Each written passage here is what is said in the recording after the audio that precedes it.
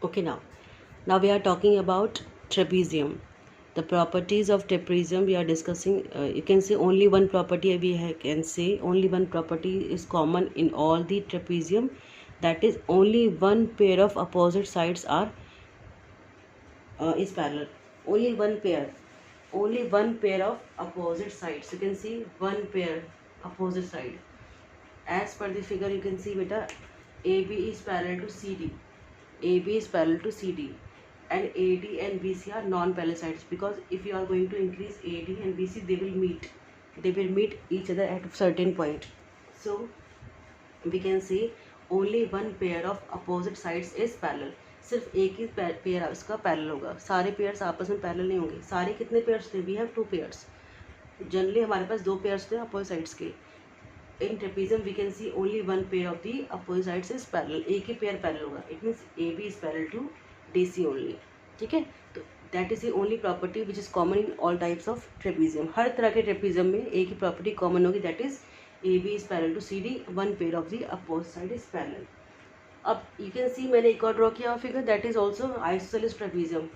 As I told you, you can see isosceles triangle में एक pair तो parallel होना ही होना है, वो तो सब में कॉमन चलेगा.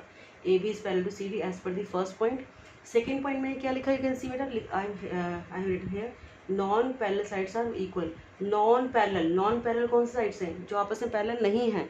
कौन सा पेयर आपका नॉन पैरेलल का? A D and B C दोनों नॉन पैरेलल साइड्स हैं, तो वो आपस में क्या है?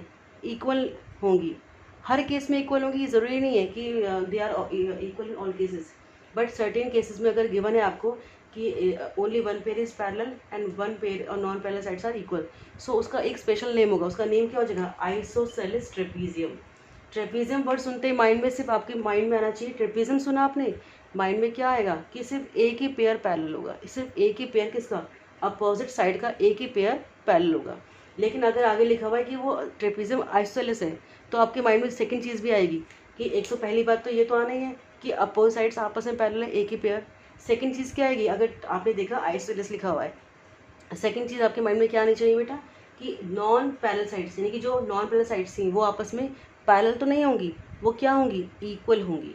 तो आपको ध्यान रखना है, रिमेंबर दैट कि trapezium has only one property common, that is only one pair of both sides is parallel.